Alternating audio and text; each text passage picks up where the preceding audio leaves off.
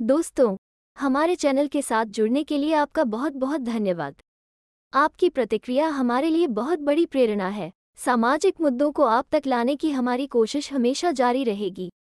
हमारे चैनल पर thanks button और मेंबरशिप भी अब एक्टिव हो गई है, जिसके साथ आप हमारी हेल्प कर सकते हैं। हमें उम्मीद है कि आप मेंबरशिप ज्वाइन करेंगे और थैंक्स बटन के जरिए भी हमारी मदद करेंगे। आप सबका धन्यवाद।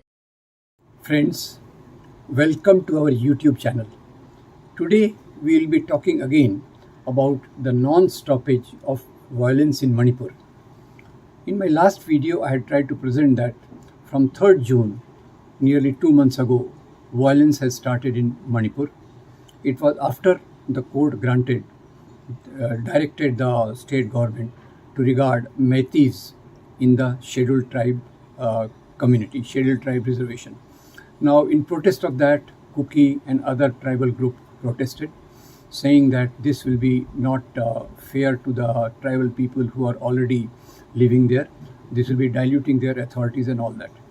Now, the background of this is that Manipur is a state which is abutting Myanmar, and Manipur has nearly 53% of Meiteis, most of whom are Hindus. These Meiteis, they stay in the plain areas, what is called valley, and in the hills, Kukis, Nagas and other tribes they live, which Kukis are the majority with 18%. Now after this, as the violence started, the continuation of the violence was very disturbing. There is a BJP government in the state, there is a BJP government in the center, what is popularly called as double engine Sarkar. There are claims from the BJP leadership that wherever BJP rules, there is no violence, there is no communal violence in particular. Now here, the violence is not stopping, and we know, according to the researchers like Dr. V. N. Rai, etc., that wherever the government wills, the violence can be stopped immediately. And many delegations who have visited the state, they have pointed out that state is not at all interested in stopping the violence. There are nearly 60,000 central forces, reserve police forces and others, but the violence continues unabated. And in this violence, nearly 60 people have lost their life, 50,000 people have been displaced, and more than 50,000 people are living in the refugee camps, and more than 1 lakh of people have been displaced. Now this is in a small state of 40 lakhs, so much big violence is being witnessed. Now during this period, what is interesting, that when the violence started, that time Prime Minister Mr. Modi and Home Minister Mr. Amit Shah both were busy campaigning in Karnataka. Amit Shah, after a long duration, visited the state, but there was no stoppage of violence after that. And surprisingly, the Prime Minister of the country, Mr. Narendra Modi, who keeps talking about most of the things, has kept a total silence on the issue. Not a tweet, not an appeal for peace, not a request to intensify the efforts for peace and harmony. On the contrary, the opposition leader, who is no more a parliamentarian, Rahul Gandhi, he visited the state, and his visit brought forth the tears of the people of Manipur, who expressed their deep anger, anguish and pain to what is happening to them. Now the basic issue, whatever that be, that we will try to come to understand. But Meiteis, who are Hindus, they are claiming that they are 53% of the people and they have only 10% of the land. But they do not want to project that most of the development in the state of Manipur has taken place in the valley area. Colleges, universities, hospital, other modern facilities are there. Now these Kukis, Nagas and other hill tribes, they stay in the mountainous areas, whereas there is no development, they have land. And according to the schedule 5th and 6th of our constitution, the land of Adivasis cannot be taken away. Now the intention behind Meiteis' whole effort to get scheduled tribe category, to get recognized as scheduled tribe category is very much doubtful, because they have most of the facilities. Now they want to grab the land in the hill areas, which shows the intentions of this. More than that, the intentions of the central government and the state government, which is totally apathetic to the whole issue, is absolutely surprising. The Chief Minister of the state, Mr. Biren Singh, he tried to make a drama of resignation, and of course it was a well-staged drama. He continues to be in the post despite the unabated violence going on in the state. So recently, 3 women from IDWA, All India Women's Democratic Association, they visited the state and they pointed out that the main issue is that state wants to see that the land in the Adivasi areas is grabbed for probably whatever reasons, to give to some multinational or to give to others. That may be the basic reason. But there is another pattern in the violence also. As I pointed out in my last video, in this violence we have seen nearly over 200 churches have either been burned or destroyed. The attack on Kukis, who are mostly Christians, has been very intense. While the Meiteis, they also claim they have suffered some of the ill effects of this violence, but mainly these Meiteis, they have a much more privileged position in the state, while Kukis, Nagas and others, they are marginalized. There is a defamation of Kukis that they are foreigners, they have infiltrated from Myanmar.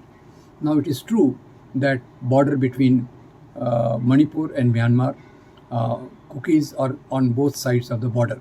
But these Kukis who are staying in the hills of Manipur, they have been staying here for ages, probably, surely, right from the beginning when Manipur got integrated into the state of India.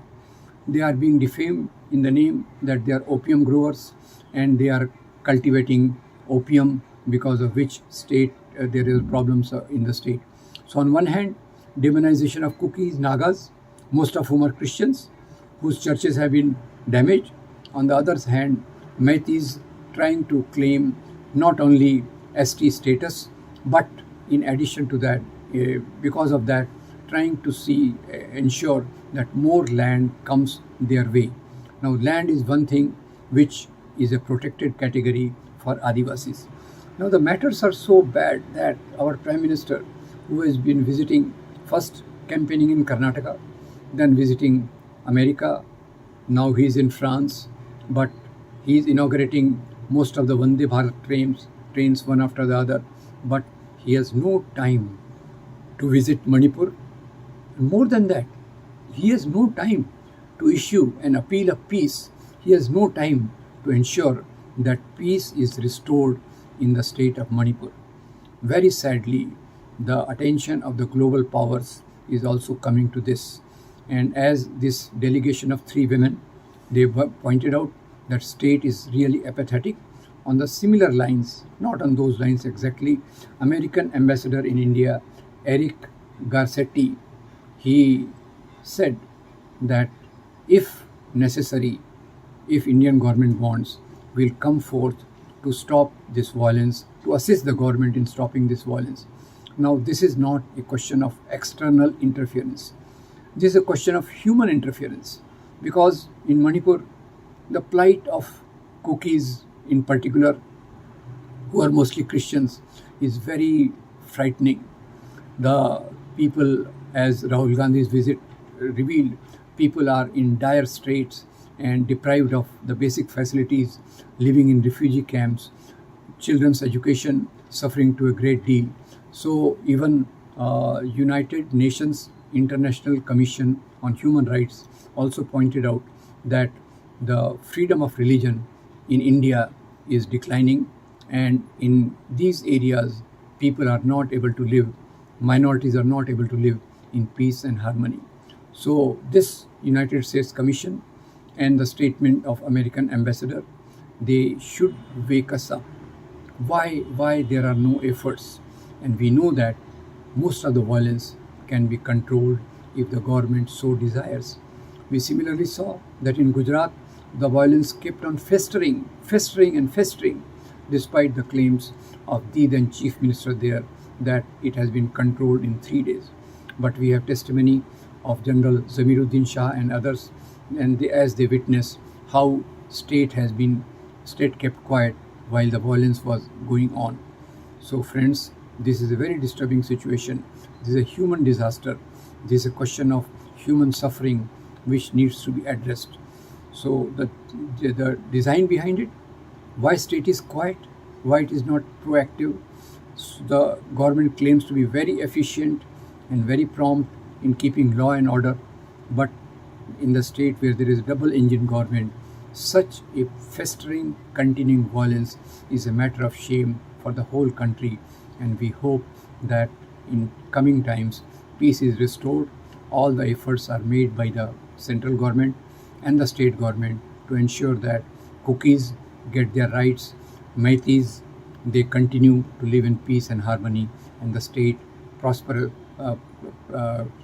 achieves prosperity through harmony and development. Thank you very much, friends.